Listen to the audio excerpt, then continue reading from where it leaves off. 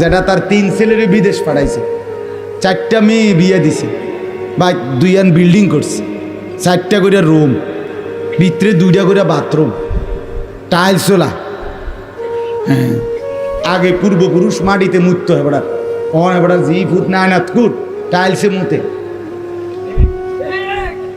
অনেক বড় সৌভাগ্য ওনার, কপাল কপাল সান কপাল, টাইলসে মতে। এটা এত বড় নিয়ামত আর কি হতে পারে? বাহ বাহ বাহ, সফল। অন্য মানুষ হেবড়া রে কয় আপনি কি, আপনি তো সেরে গেছে, উনি সেরে গেছে। কি লেগে সেরে গেছে হেবড়া? ওই যে হেবড়া 3 ফুট বিদেশ, মেয়েও বিয়ে দিয়ে ফেলছে, বিল্ডিংও করে লাইছে, আর সমস্যা কি তা ওনার? বুঝেন নাই কথা?